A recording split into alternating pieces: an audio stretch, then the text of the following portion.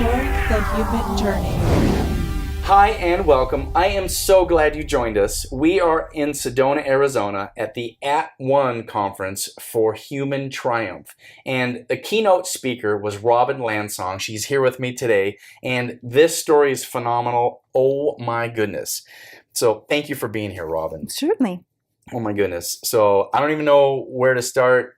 Robin's story and her keynote address was so phenomenal. Those of us that were weeping and crying were standing up and applauding by the end because it's such a powerful story. So you're a kid you were raised in the Delaware area, and your story starts as a young person. So let's get into it. All right. Well, thanks for inviting me. I'm really excited to be here. It's an honor to be with you tonight. Mm-hmm. So my story starts with I was growing up in Delaware, and my parents were without the benefit of mental health. Yeah. And so I was abused and neglected. And in our neighborhood, there was another house that gathered pedophiles, kind of people moved through. And so one of those pedophiles spotted me as an unprotected child. So you didn't have that app on your phone that spots predators living nearby you, apparently. Well, I did hear. Yeah. So I really, some people are born with their intuition, Yep. Kind of more accessible. And so I was born with high intuition. And so living in danger really helped develop my ability to read people. Oh, wow. And so I would read the adults of like, how dangerous are they? Is there any kind of place of humanity in them to appeal to, or a vulnerable spot that I can try and find? So I could, even get a little bit of sense of their life story. So if, I might be able to hear their abuse history. And so I would read that and kind of maneuver myself to try and have the impact of, their violence or their not being mentally well, maneuver myself to have that be less. Yeah. So one of those people from that house in the neighborhood picked me to abduct. And so he took me out of the country, and he drugged me and took me out of the country. And so like you're an 8-year-old kid in school then? Yeah. And so would he like get you after school or something? I was a walker, meaning I walked home from school. And so I tended just to kind of dilly-dally, and I was at school when all the teachers had, left, and the staff had left, and the other kids had left. And it's 1977, so it's not the way that we protect kids now and the accountability that we have now. Mm-hmm. And so he actually came in the school, got me, took me someplace, drugged me. And the last thing I remember is actually him. It's an interesting thing because in terms of his psychology, he was saying like, we're a team. And, you're part of my, like, we're a team now. It's sort of us against the world in terms of, his mental illness. And so the last thing I remember is him actually putting me in a duffel bag. And I thought, what kind of team member puts the other team member in a duffel bag? Wow. And so when I became conscious again, I was in an apartment, and he was dressed in a military uniform. And again, I had to just read him as fast as I could to figure out, how do I behave to not incite him and have this go as easy as possible as it can on me? And he's one of the few people I couldn't read. He was so armored and so defended, and that scared me more than anything. Oh, wow. That I couldn't actually see through that armor to see, find a little bit of humanity somewhere. So he was very dangerous. He very much intimidated other men. So nobody challenged him. He was claiming to be my father. Oh, boy. And what he told me was, I've told others that you're a liar, so whatever you say, no one's going to believe you. So he was trying to cover all of his bases. He was very, sadly very sophisticated. Yeah. He assaulted me, and I was in the hospital, and he came to the hospital and was still claiming to be my father, and no one stopped him from taking me out. So he hurts you, you need medical treatment, and then after you get well, he comes back to retrieve you as his child. Well, I didn't actually get well. My ribs were broken. Oh, my. On this whole side, so that, that takes a long time. He had kicked you? Is that what happened? Yeah. Mm-hmm. And so I think it was probably maybe 3 days or so before he came and got me. And like I said, no one stopped him. And so then he took me and we went to a market, an open food market. And that's when I realized that we were in Africa. Oh, wow. Because of course the people are black and they're dressed in colorful clothes and the language is very musical and nothing I've ever heard before. And so he does some military business. He talks to a man. I don't know the nature of the arrangement they made, but I'm given over to this other man. Mm. So I don't know if any money was exchanged Yeah. or what the nature of that was. I wasn't privy to that Well, conversation. you're 8 and you're in this place that is not familiar. Right. And This I'm is kind of incredible. scanning around for like, where can I steal food? Yeah. Oh, you're And- hungry. Yeah. Oh, boy. And so he actually gets into a military vehicle, doesn't look back, and drives away. Oh, my. You didn't even look back. No. Huh. And so on the one hand, there's the worst enemy I've ever had driving away. Yeah. And I'm free, hopefully, of him.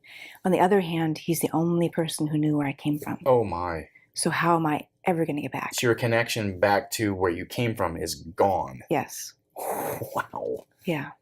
So this new man directs me. We get on a bus and we drive through the rural bush area. Did you understand the language they were speaking? No. Oh, so he's pointing and yelling and something you don't Yeah, understand. he's just directing my head, and I'm just trying Like to physically touching you and Yeah. telling you to go. Yeah, And he's which probably not nice. Yeah, Okay. and I'm in pain. My Oh. painkillers are wearing off. Your broken ribs. Yeah, Yeah. and and then we get on a bumpy bus. So if anybody's had broken ribs, Oh. and I'm trying to drink the food that the nurse gave me, and I can't bend my neck, and so if you're on a vehicle and you're trying to drink. Oh. But it was all I had, so I wanted to not spill it. So the bus actually breaks down, Oh, boy. and they try to fix it, and it doesn't work. And so we're all directed to get out and walk. And so the others get out and walk, and we get off, and I'm slow. And he's walking with me for a ways, but I just can't keep up. Mm. And so he's unaware that I have broken ribs, and so he pushes on my back, and I do what any injured animal would do, is I bite him. Oh, wow. And so he, pulls his hand away and like, I've had it with you. And he walks on. Mm. And so now I'm in the bush by myself. Mm. And when he assaulted me, I really wanted to die. Mm-hmm. And it was a neighbor that had saved me. And there was when I was so injured that I actually did see an angel. Mm. And I thought, okay, I'm going to get to go home. This is mercy. Oh. I've had really pretty terrible 8 years, and now I'm going to get to go home. Yeah. And so the angel came down, and she was saying, it's not your time to die. Oh, no. And I said, And you're like, no. and I said, I want a new angel. I want a new angel. Oh. I want an angel who's going to come down and do some action. I don't want Yeah. nice soothing words. I want the angel kicking some butt. I want liftoff. Yeah. So now again, I'm sitting, on the road, and I'm thinking, okay, this is how I'm going to die. I'm just going to let the sun dry me up like a puddle. Yeah. And this is going to be the end. And, because I have no food, I have no water. Mm-hmm. So the guy leaves you there. The bus breaks down. They're all having to walk. And he's disgusted by your lack of cooperation for him. Mhm. And he leaves you there. Yep. Wow. And you're 8 years old and you're in the middle of nowhere. You don't know where you are. You know you're in a different country, probably Africa. Right. Oh, my. Yeah. And in some regards, it's kind of an odd thing to say, but it's kind of a good thing that I was an abuse survivor, because I was already really tough, and Mm. not that I was ever used to dealing with a trauma like that, but I was kind of good at being numb Mm-hmm. and just coping. Mm. So I sat there and I was just waiting to die, and I was playing with the dirt and watching bugs, and what happened next is that a military truck came along, and it was full of armed black soldiers. And I thought, this is how I'm going to die. Oh, wow. And it's going to be much quicker. But what happened is that one of them got down, and they had some discussion, and one of them got down and picked me up and put me on the truck. And so now with my research and understanding, I realized they were transporting me to someplace they thought might be sympathetic to a white child. Oh, wow. So I was in Rhodesia, Mm. And it was 1977, and that's the height of the Rhodesian War. Oh my! So you were in the middle of conflict. Yes. So there was many different. It's a kind of a complex war. It was around land distribution. So it's like a civil war type of Right. parties fighting within their own area. Right. And so it could have been assumed sometimes white farmers were being killed. So they probably assumed I had escaped from an attack on a farm and that I was the daughter that had survived. Oh, of course, sure. And so they took me to a village and they got me down and they directed and, in their language, kind of go there, little girl. And so I saw huts and I could have gone in, but I heard what I thought were barking dogs and it was getting dusk. And I thought, oh, that doesn't feel like a good idea. Yeah, you've been so much tragedy and trauma at this point and just this little bit of your journey. Yeah. Right. And I was also very defended and very much like, I'll take care of myself. I don't trust anyone. And so I found a tree. They have really huge fig trees there, and some of them have a hollow in the center. And so I found that tree and I thought, this is my new home. This is where I'm going to sleep. This is my place. You would think I would be scared, but I was finally free of the abductor. Oh, wow. And I'm very much a nature child, and so I actually felt better. And the stars were out, and I had my tree. And it's a good thing I didn't know the wild animals that were there. Oh, yeah. Wow. And some people who have heard my story, there was a man from, I think it was Kenya, and he heard my story, and he said, you made it in the bush by yourself at night? You're very tough. Oh, wow. And, I just didn't know that what was out there that could have gotten me. So, and maybe I was protected. Yeah. So in the morning, I went closer to the village and I heard singing. And it was the women, and they were grinding their food and they were singing, because they sing when they do their work and they sing when they, change food with each other. And they spotted me. And what did the singing sound like? All right. I love this part.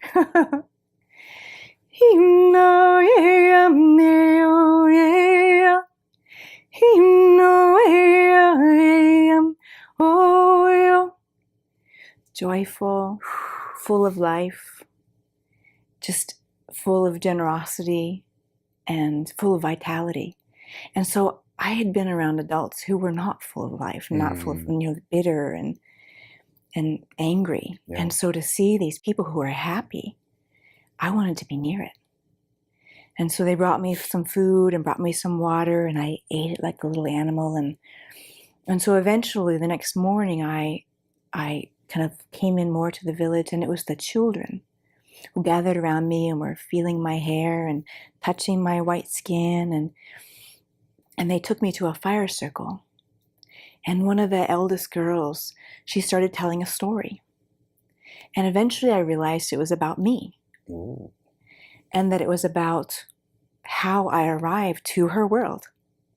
And so, keep in mind, there would be, I'm sure they would have seen some white people, but there wasn't mixing and there wasn't them coming into the village. So for me to be a girl younger than her, and so she was putting black ash on my skin and telling this story, and all of them were putting black ash on me and my hair. Oh, wow. And so they were making me like one of them. Huh. And it was the greatest feeling of belonging and welcoming I'd ever had in my whole 8 years. And I thought, I want to stay here with these people and find out more about this being part of this belonging. And so what happened next is that one of the women came over and she sat down nearby and she started singing,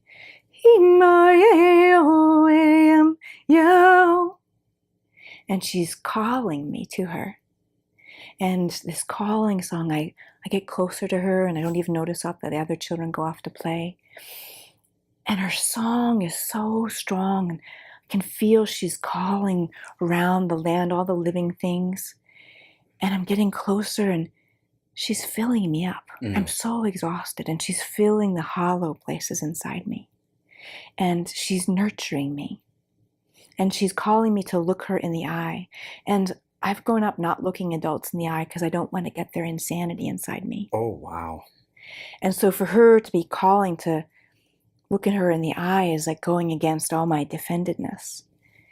And so eventually I look her in the eye and I see the eyes of a mother. Mm. And I collapse forward into her arms. And I'm letting her be my shelter. And she's wrapped her arms around me and she's singing, and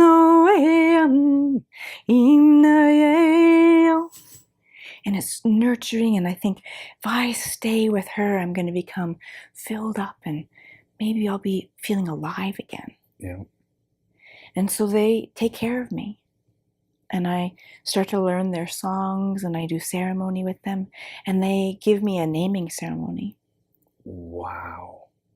And as I remember the name, it's Aisha. Aisha. Which translates as she who lives. And it's about one who loves to convey spiritual messages to others and who has strong creativity. Wow. It's very perceptive on their part. When I looked that up, it knocked my socks off. Wow. And it's actually a more northern African name. Mm-hmm. So maybe there was somebody from that village who had traveled, or so, because it's now Zimbabwe, and that's in southern Africa. It's just above South Africa. So I'm not sure how a northern name got given to me.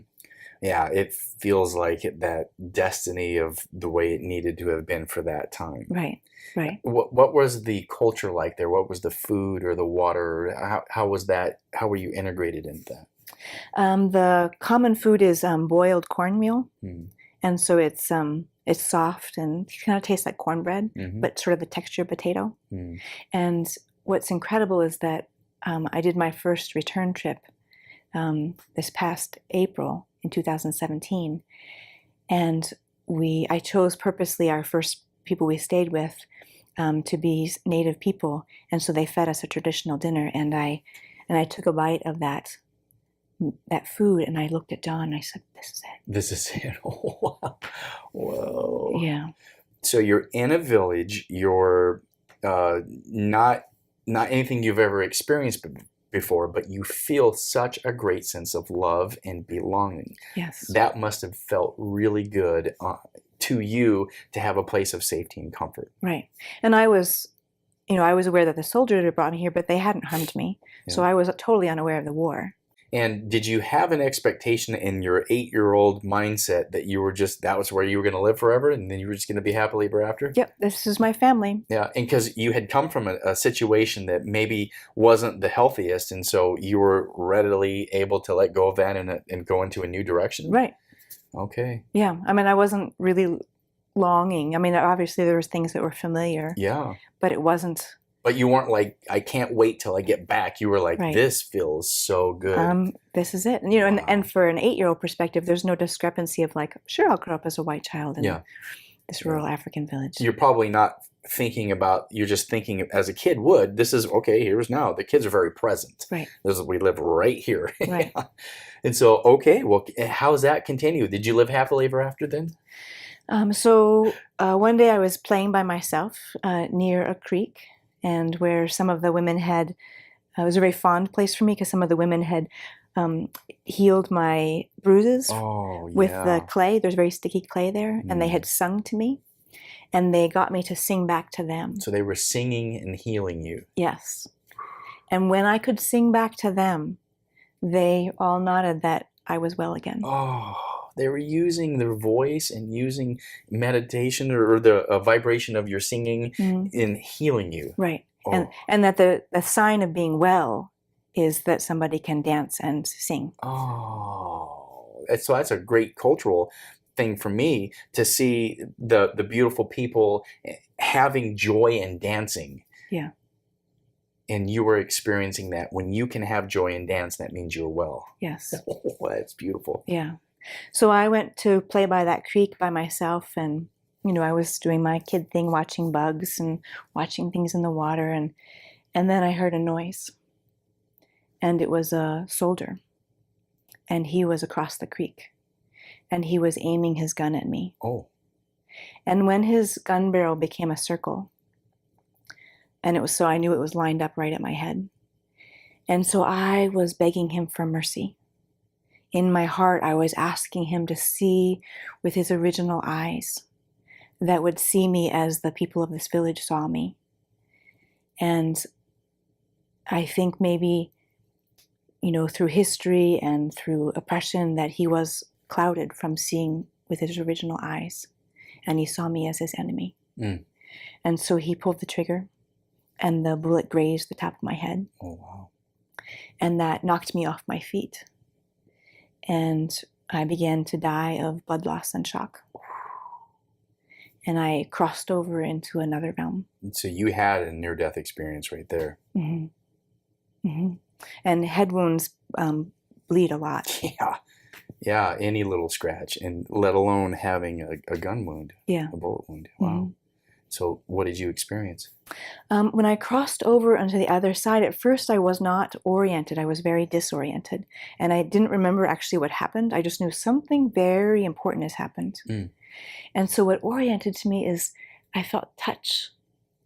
And I remembered I had a face. And that maybe I had something like a body, but I felt kind of like Casper the Ghost. Like I kind of just trailed off and I was very light. Oh, wow. And then I was able to see, and I saw two Black women, and they were young. And they felt to me like they were like my big sisters. Mm. They were my protectors. Yeah. And I couldn't quite name them. But they showed me that next to us was a huge golden glowing sphere. And I knew I could join them and go into that golden glowing sphere, and I would be totally restored. And that golden sphere would never be diminished. Oh, wow. But then I thought, if I go into that sphere, I lose my new African family. I don't get to come back out of that. Oh, you had that realization. It was familiar. I knew how it worked. Oh, wow. And so my confusion and my longing to not lose my new African family sent me reeling backwards.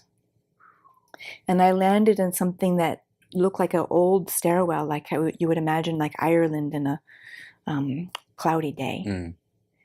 And it was cold and damp, and I thought, oh, I had it better before in this golden glowing area, warm. And so a man appeared next to me, and he looked like he was on death's door. Mm.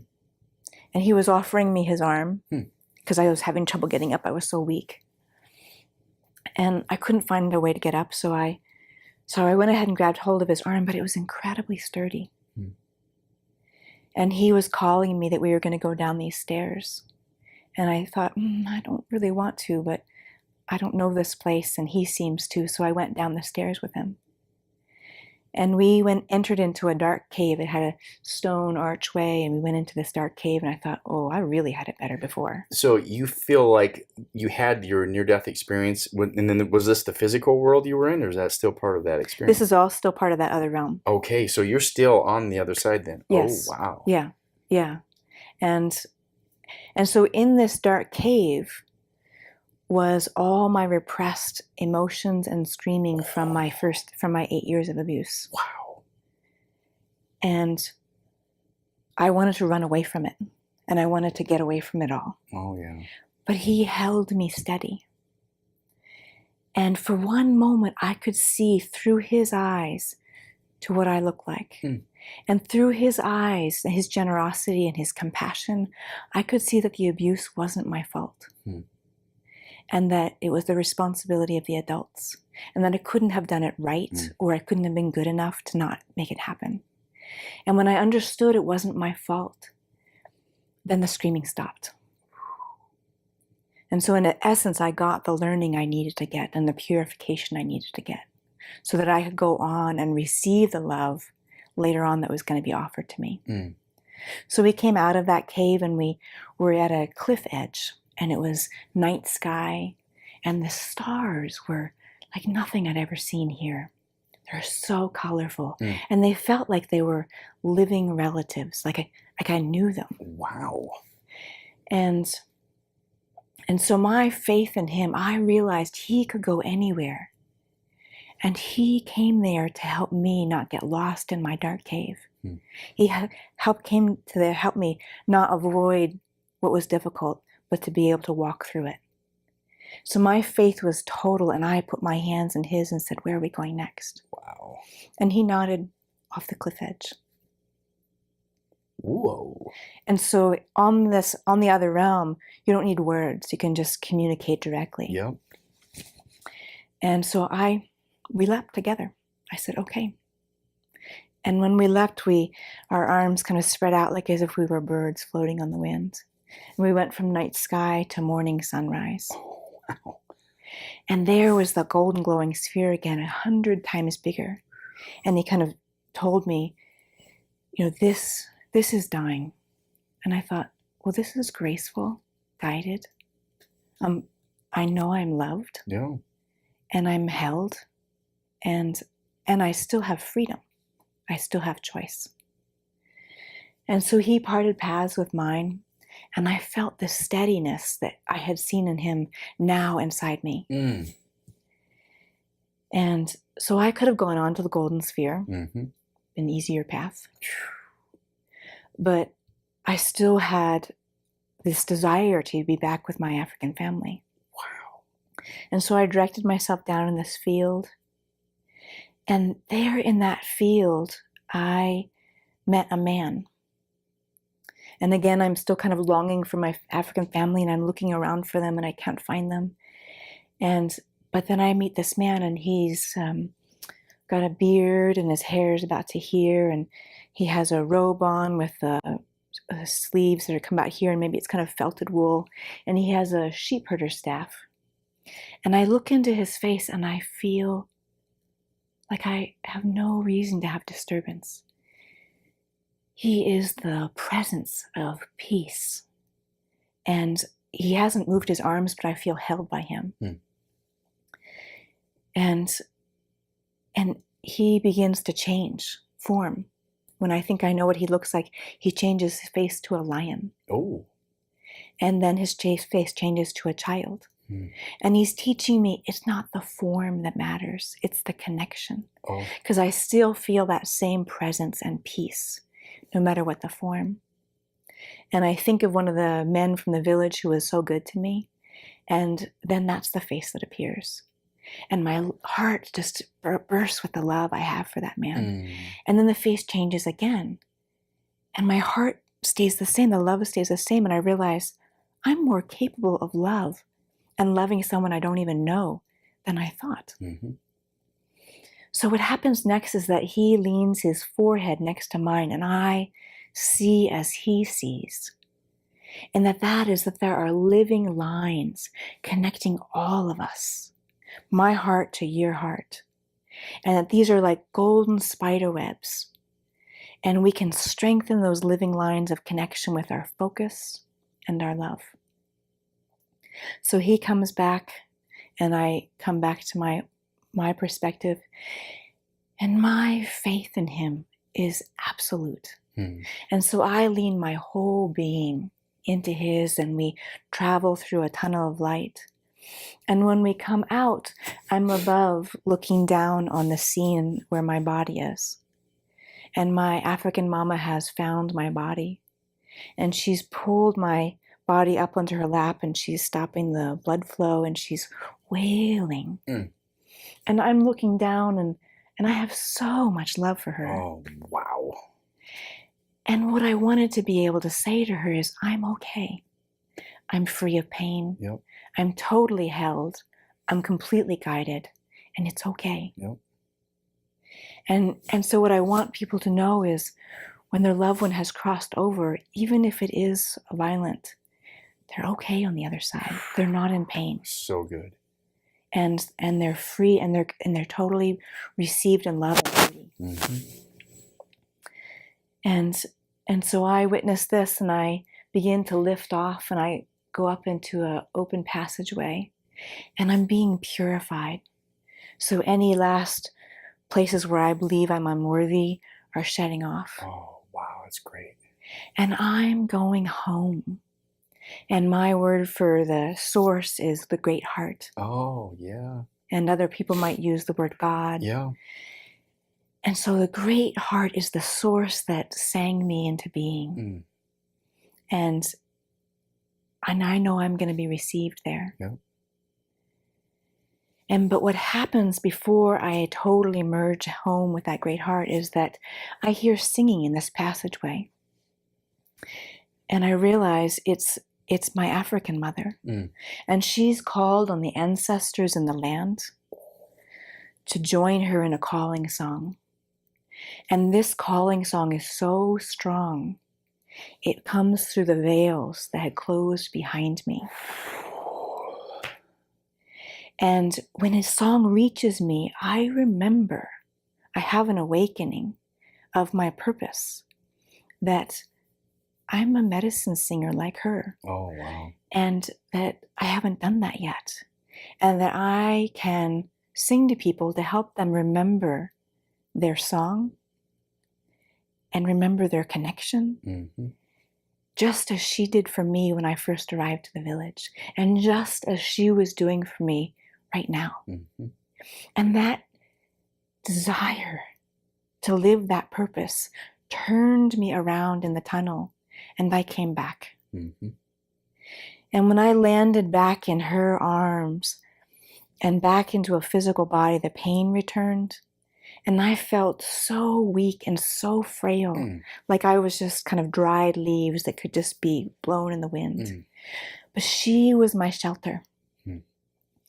And the village, they sang to me to make sure that the hatred that was on the bullet got off my head. Oh, my. So that I wouldn't go through life confused by that hatred. Wow, what healing and presence they have. So you're in this space and you can recognize that there's this woman holding your body. She's singing you back into your body, your spirit back to your body. Yes. You come back in, and then they continue to heal you so you don't have emotional scarring from the physical scarring. Right.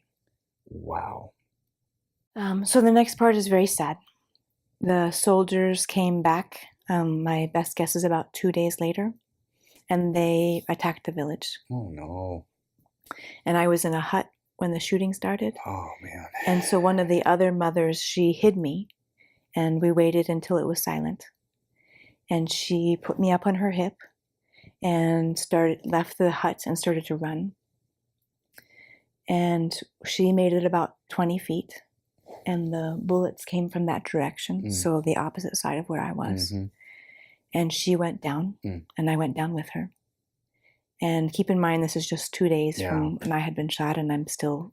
Blood loss. I have blood loss. And when I get recovered enough that I'm up, I'm thinking I want to drag her with me. And we're running towards the trees near the river for cover. And she yells at me to go. And she's never yelled at me before.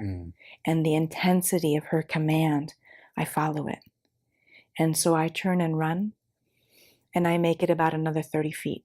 Because this is the first I've actually been up. And I fall face forward, because my blood pressure is just too low. And at first, I hit the ground, and it feels hard. And then I start wavering, and all of a sudden the ground doesn't feel solid, and I don't feel solid. And the buzzing is happening in my ears. My blood pressure is just completely bottomed out. And I cross over again. Here you go again. Yeah. Incredible. And so this is entirely different. Wow. And so I become aware of it's entirely white, and there's a horizon line. And something moves me towards that horizon line. And on that horizon line is 3 words kind of floating in the air.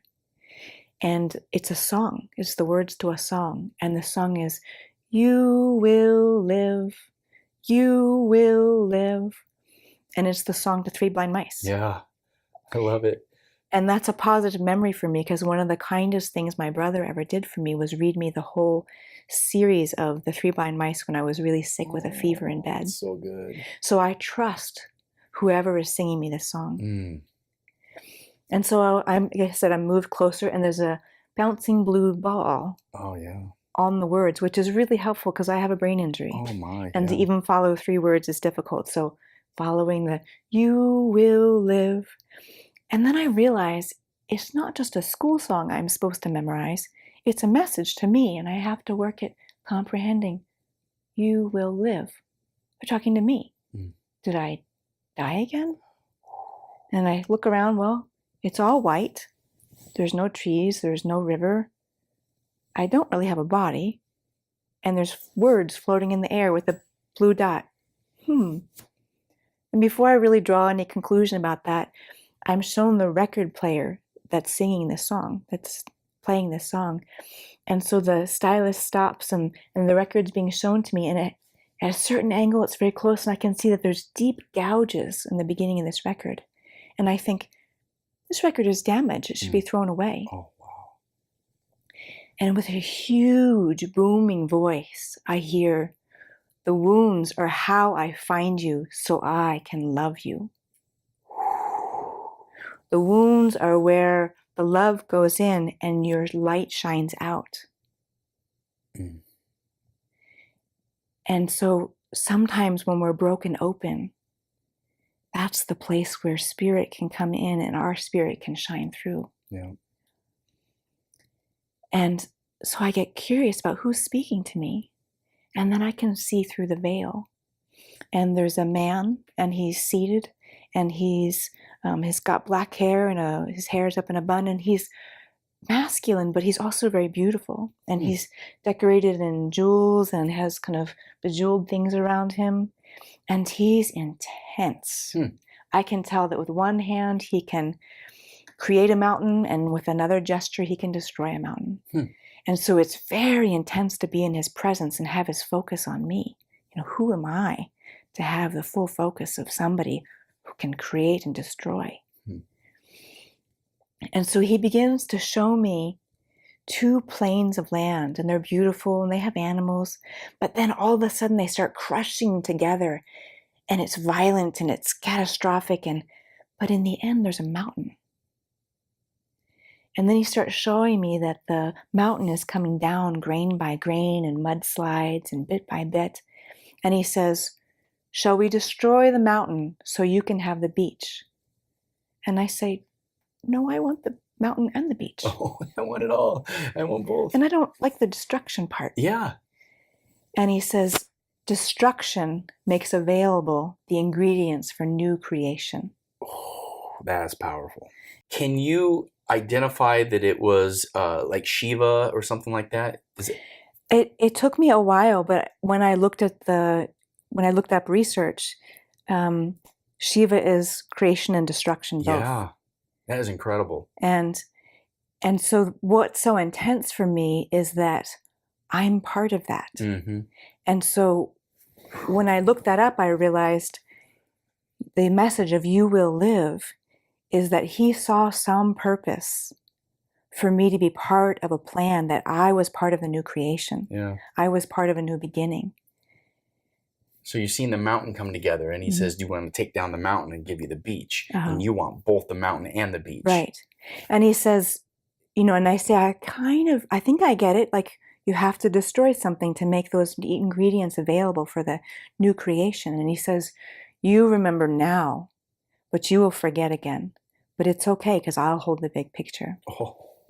So it doesn't need to be our human job to remember in those moments when we're, being taken down or have a loss, that at some point, who knows the ways that began a new path or a new creation, or opened us up in a way that never would have happened if we hadn't gone through that difficult thing. You have had to have done some research to figure out who the being that you saw, and you had to have figured out it was Shiva. Yes. How did you discover that?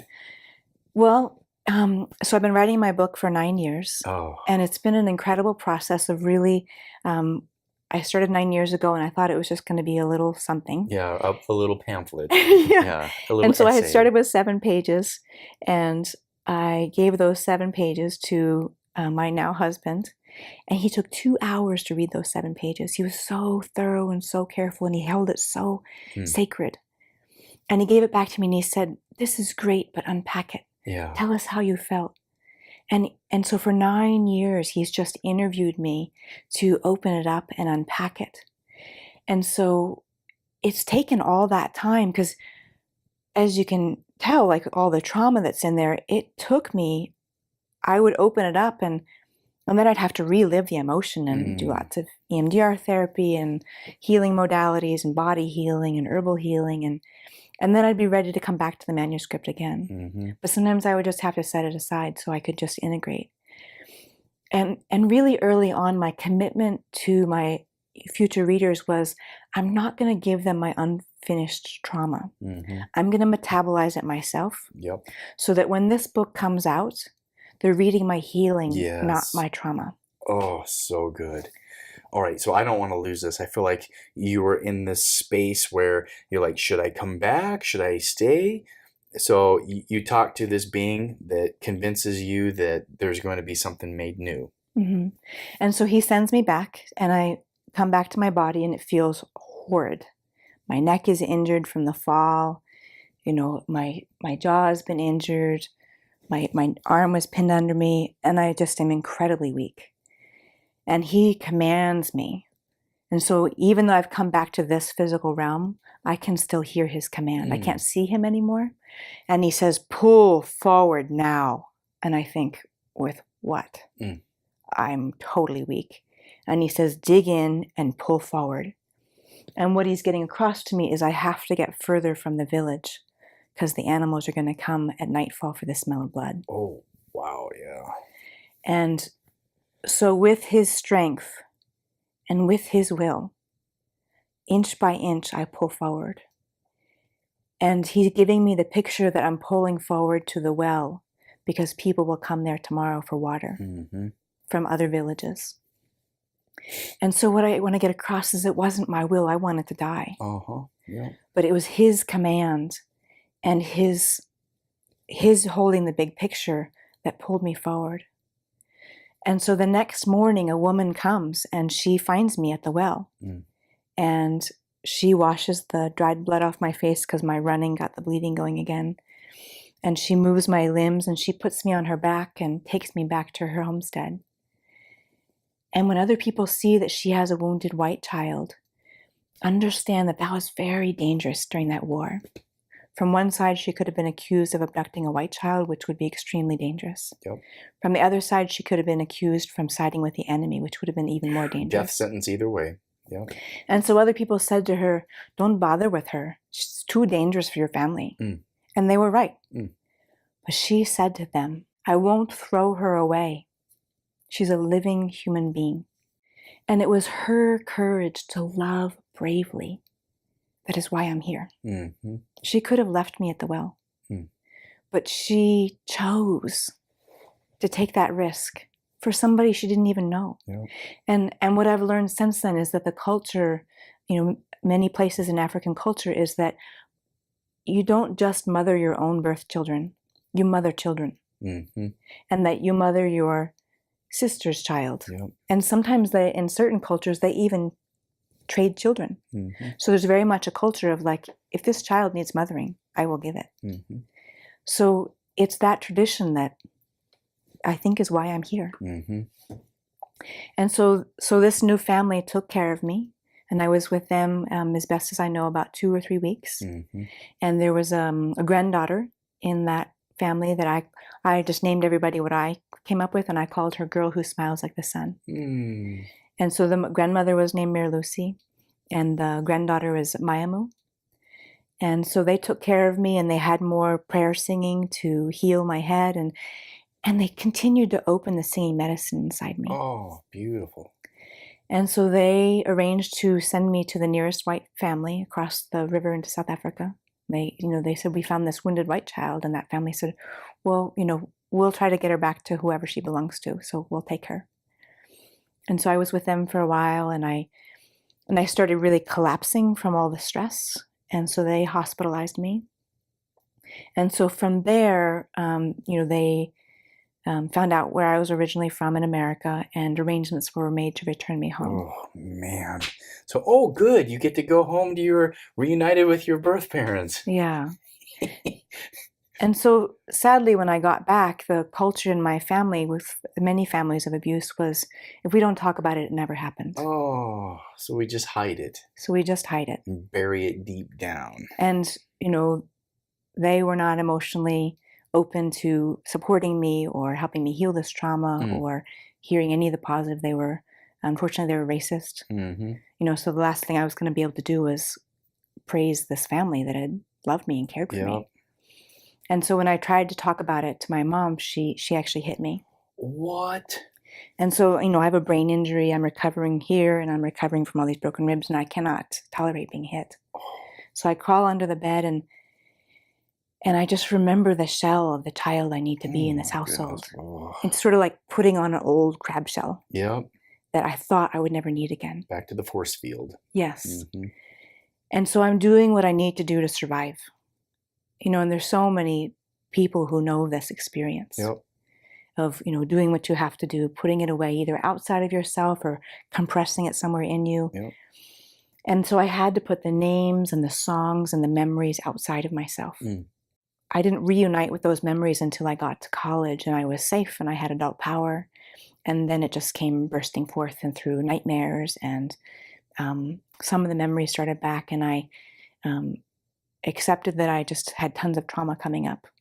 And so I actually admitted myself into inpatient trauma treatment unit and began to get the help to heal the magnitude of the trauma, both from my family as well as things that happened in Africa. Yep. And I imagine that took some time. It probably wasn't a day or a week or a month or a year. It was probably many decades. Years. Yeah. Yeah. And what's really important is that like talk therapy is valuable. EMDR therapy was incredibly valuable to me because I'm already so visionary that it worked perfect for my brain style. And that addressing the body, that trauma isn't in the event, trauma is in the nervous system. And so healing the adrenals, healing the kidneys from a Chinese medicine perspective, it's really hard on the kidneys to have that much trauma.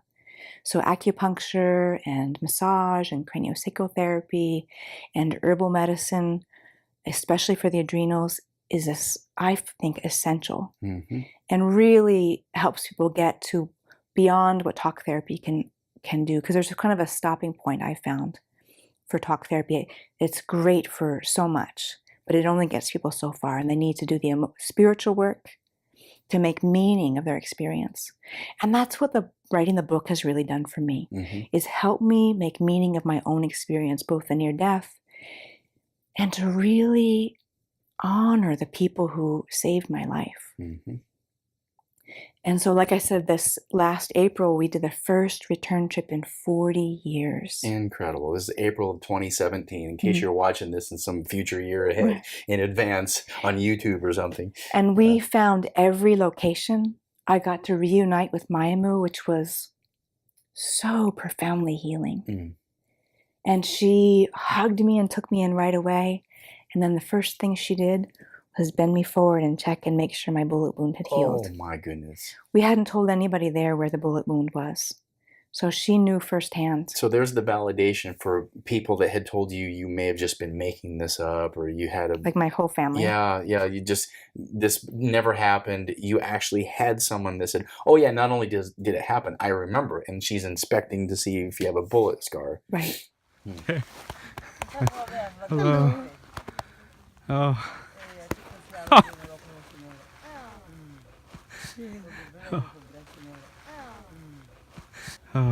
You can give her a Sorry. This was a chance meeting Sorry. on a donkey. Aisha. Sorry. Sorry. Sorry.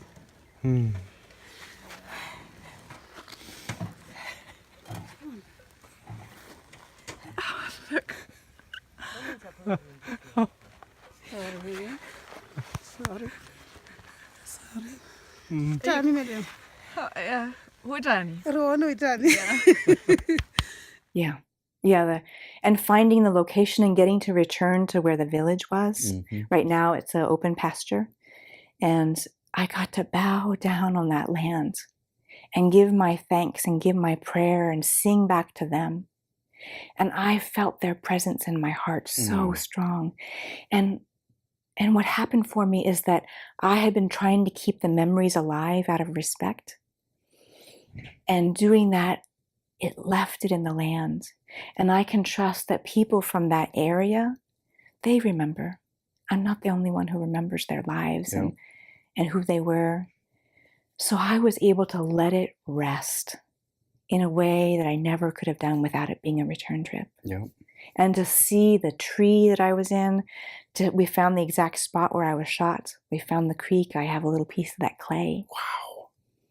And we saw where I crossed the Limpopo River. We got to visit where I was on the South African side. We found the hospital. We found the hospital bed. And so to get all that validation, because 40 years I've been living with it just here. Yeah. And now it has place. You know, trying to convince yourself, no, it was real. Yeah, convince other people it was real. You know, I've always, besides my family, I've always gotten support. Yeah. And I'm sure there's that's people great. who just weren't saying anything to me, you know. But, you know, John, my husband, incredibly supportive. My friends, totally supportive.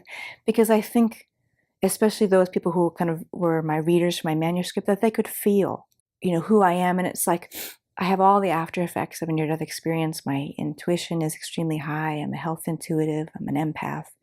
You know, I can see inside people's health. And that's what's very useful in my work in doing healing work in craniosacral.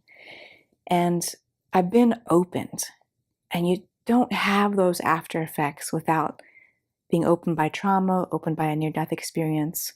Without that intensity is what broke me open to have what's quite normal to me in terms of the level of intuition and the ways I perceive. And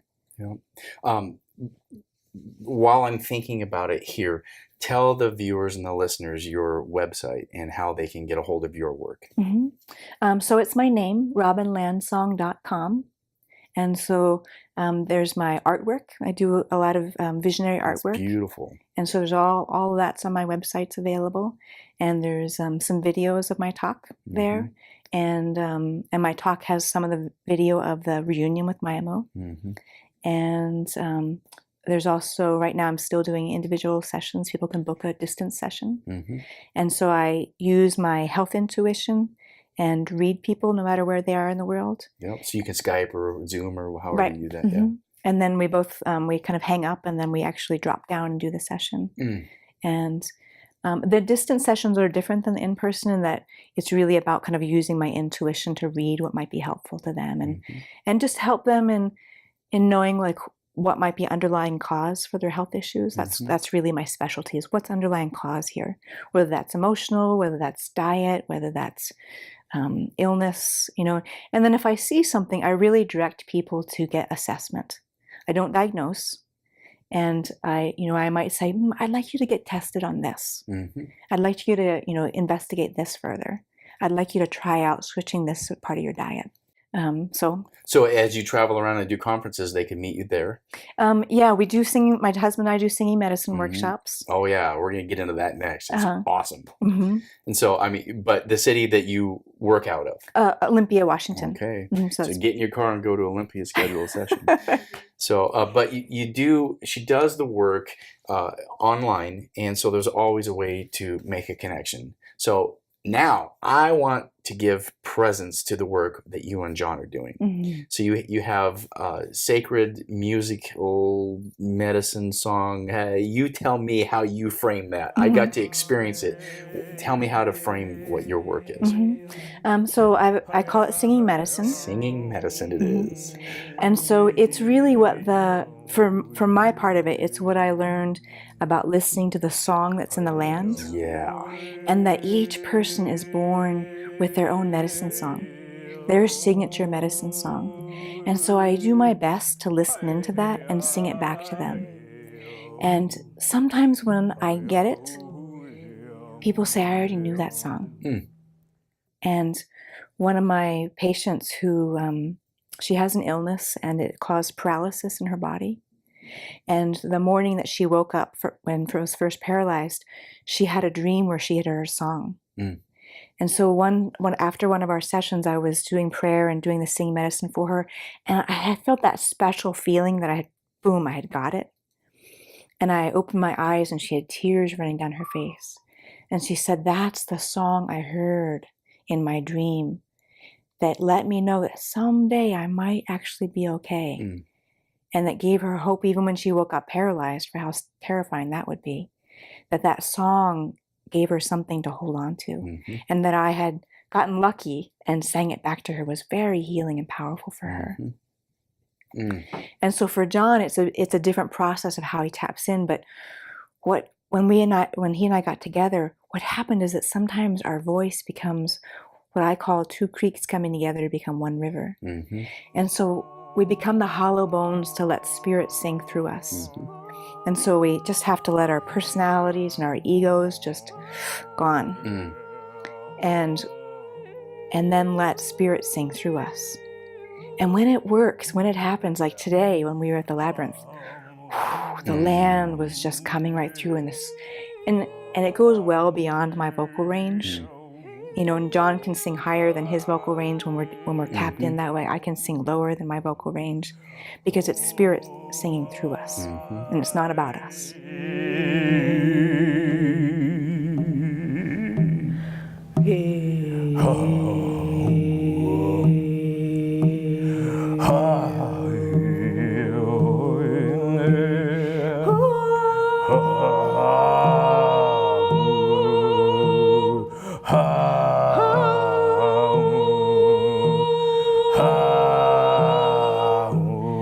So that is a little bit of the work that they do.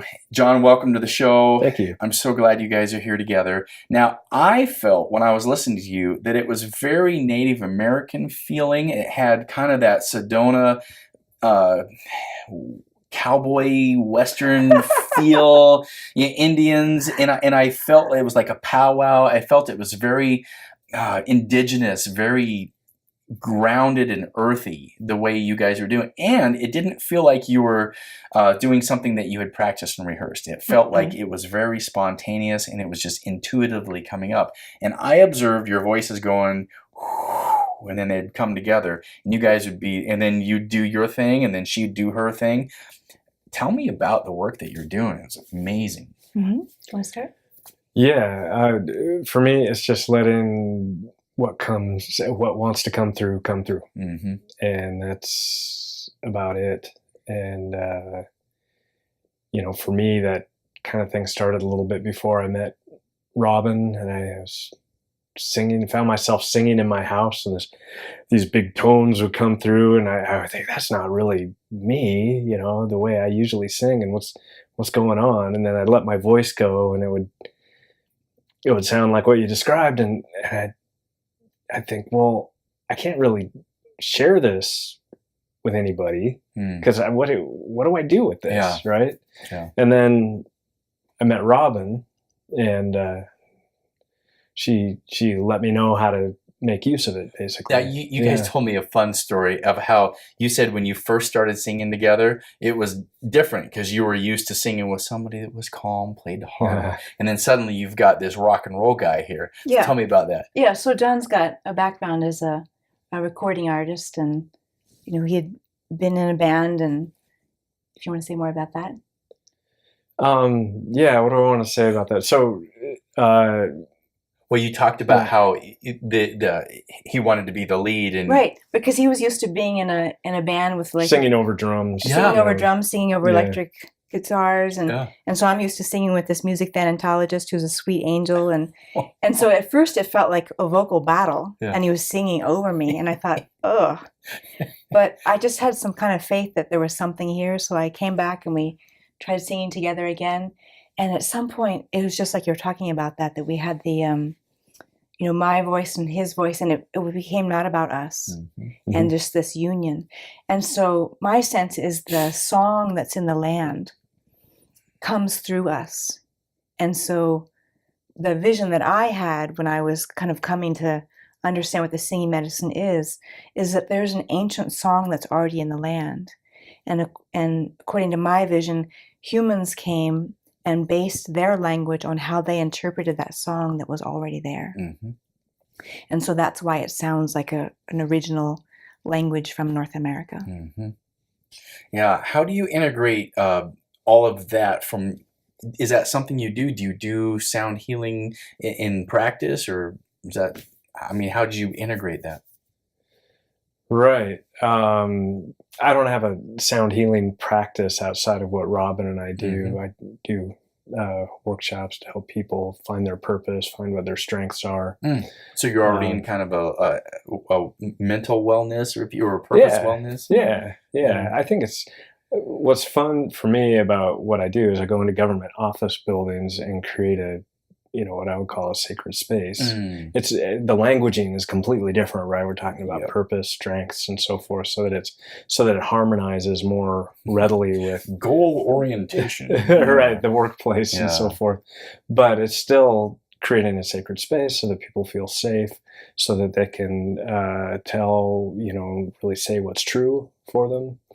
And so they can experience a healing there and get on with their lives in a way that's really aligned for them. Yeah. Yeah. Isn't that interesting how when you're in corporate world, you're still doing similar work, but your languaging has to be, okay with the HR lady to make sure there's no woo-woo or anything spiritual or metaphysical. It's all about, achieving the best workplace and all that. Yeah, he's really doing something that's kind of Yeah. helping people honor themselves. Yeah. And so, so my answer for your question is, John's got his work in honoring people in their workplace, and I'm doing my healing work. And so together we do this singing medicine, and we don't practice. Yeah. It's totally spontaneous. So good. And, and it really is about the group here at Sedona was so easy because we're really listening to them and the land and each other. And so that listening creates an opening. Mm-hmm. And so sometimes when we're totally there, all I'm doing is opening my mouth and breathing, and it's just coming through. I'm hearing it like everybody else. So again, like I said, it's really not about our intention or what we're aiming for. And when we do the smaller group, sometimes we sing to the group as a whole. Mm-hmm. And then sometimes we do smaller workshops where we sing to each individual person. And it's totally unique each time. Yeah. And we might get messages for them in terms of, a message from a loved one or something about their health, or John often feels their purpose or their strength. So what I'm so grateful for is that we have kind of a spectrum of our gifts and what we're doing and what we can bring to people. And it's really a privilege and an honor to contribute to people's healing and health, and that John brings something I don't have, and then I kind of fill out another area. Mm-hmm. That's beautiful. I also want to give gratitude for the work that you've done to help bring presence to her story. And thanks. Was it your idea to take her back to Trace Roots, or was that a collaborative idea? I think Robin was pulled to go there. And just in her soul, she was pulled to go back to Africa. Because she talks about how you were like, well, how'd that feel, make that connection. And you're really trying to pull that story out because there's such a story here that helps people. Right. Yeah, one of the most remarkable things in my life, well, there are several now, but back when we got together, the first month we were together, Robin presents me with 7 pages that tells about her being abducted and going to Africa. At the time, we really weren't clear where that was. It was in the continent of Africa is what we were. My, oh my, there's a lot of space. And we weren't even sure Africa. I mean, there was some doubt there, like, well... Maybe. I knew it was Africa. Okay, so I wasn't. Yeah. Maybe she was, but you didn't know where in Africa. I thought it was the border of Botswana, which is right next to right. Then Rhodesia, now Zimbabwe. But we were poking around in other places, thinking, well, what about this? What about that? That's the way my brain works. Is I'll be the she calls me Mr. Possibilities sometimes because I'll think, well, maybe it wasn't exactly where you thought it was. Maybe it was over here, so forth. But going back to the 7 pages, she presents these 7 pages to me that she spent the weekend writing, and I'm reading this stuff, and there's part of me that's just incredulous. Like, here's this woman that I just got together with, and she's telling me that she was abducted as a child, right? You're like, what? Taken to Africa, and then returned, and I'm just thinking, whoa. It really just spun my head around, right? So I decided to just get curious about it. Like, this is fascinating. And I spent a lot of time reading it and asking her questions and really wanting to hear more about it, right? Yeah. And so that was really remarkable. And then as we continued with this process, I'd ask Robin certain questions about, okay, so what happened to the village exactly, right? And sometimes answering my question would mean she would have to go through a process of remembering, a process of grieving, a process of releasing trauma.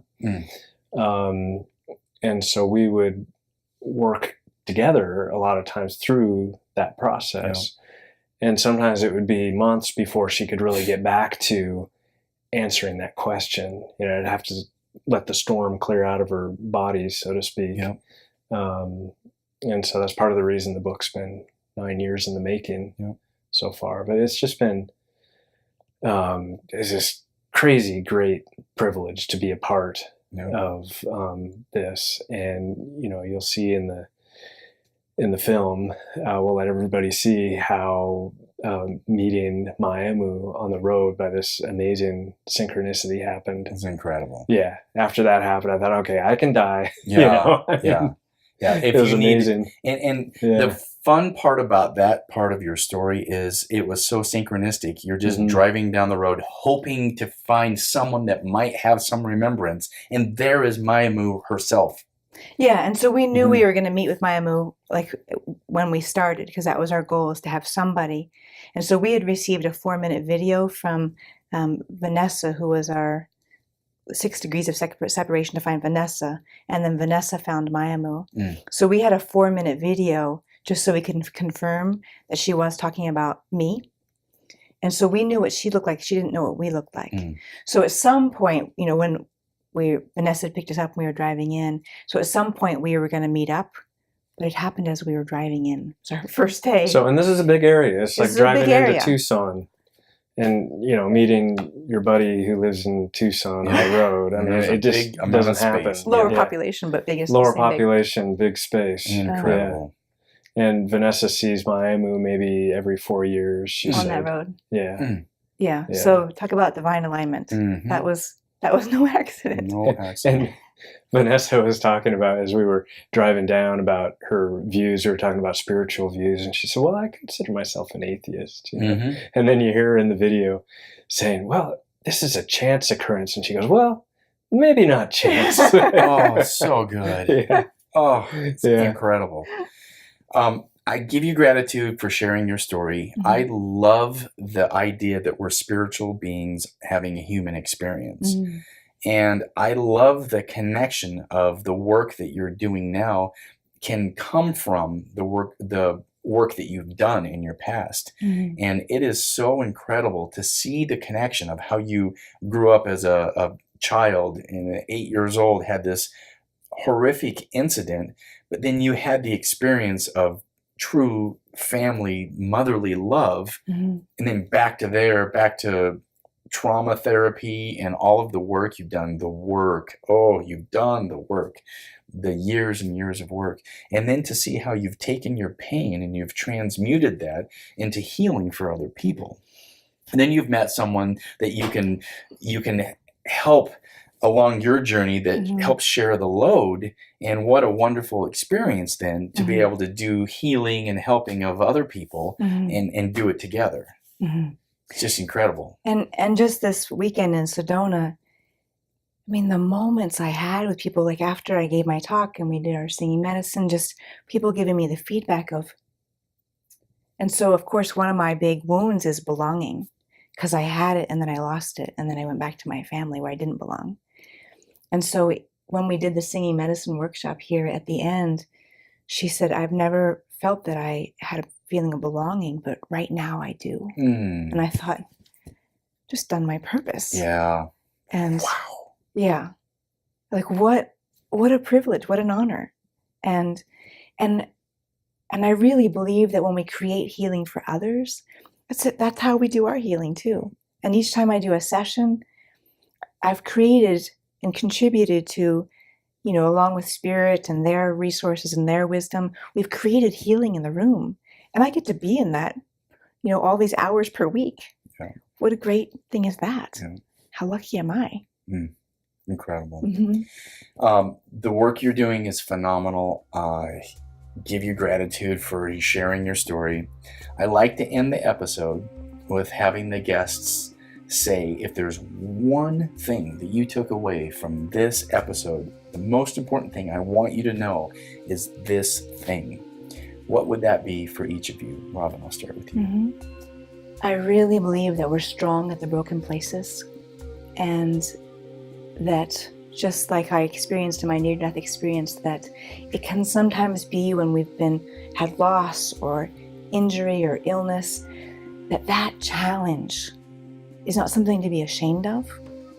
It's something to honor and make meaning of, and it can be the place where spirit comes through, our spirit shines through, and that we've been able to receive love from others, humans, as well as divine sources.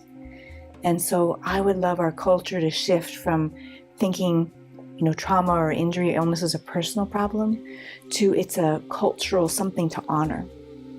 And it's a strength. And that will then support more people in being able to make meaning of their experience. So it feels like a strength to them and not a liability. Beautiful. Thanks for asking. Beautiful. Yeah. John? Yeah, what comes up for me is just that miracles happen, and that sometimes it takes a lot of faith and a lot of hard work. And then, like with this Africa trip, it just felt like grace stepped in and orchestrated things. And I imagine, speaking of another miracle, we were able to do this fundraiser. And so a lot of people were pulling for us. Robin went back to Africa with this incredible community, whereas the first time she had none. Right. She was alone. So he's speaking of before we went to the Africa trip, I did a crowd fundraiser. Yeah. And because we didn't really have the means to do a month-long Africa trip. Sure. And people came from everywhere, Oh. all over the nation. I got things from around the world. And so the healing that happened for me, people gave us $10,000 to do that trip. That's beautiful. And so I went from being abducted, alone, secret, telling no one, having no resources, to having John, having it be all over the internet in terms of how many people knew, and then having hundreds of people support us. Yeah, it was amazing. And Robin had, I think one of the things that sparked it all is Robin having the courage to just ask for help. This Africa trip was vital for her, right?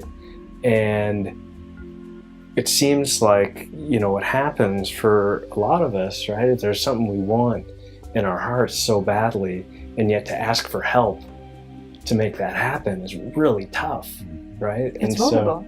So it's vulnerable. It's like, I need help. Sometimes that's hard to say. And so, coming back to the miracle thing, it's like, sometimes asking for help can be that catalyst to make that, to create that miracle. Yeah. Awesome. Guys, thank you so much. Thanks for being a part of my human journey and sharing your human journey. Yeah. Thank you. Awesome. Thanks, man. Thank you. I'm David Marsh, and you've been watching Exploring the Human Journey on YouTube as a video and listening as a podcast. If you would like to help continue the conversation, please consider supporting us by visiting patreon.com, where you can support us on a monthly basis and get extra bonus content. For as little as $1 a month, you can make this show sustainable and help continue spiritual consciousness. You can also help by following us on Facebook and Instagram. For more information about the show, find us online at exploringthehumanjourney.com.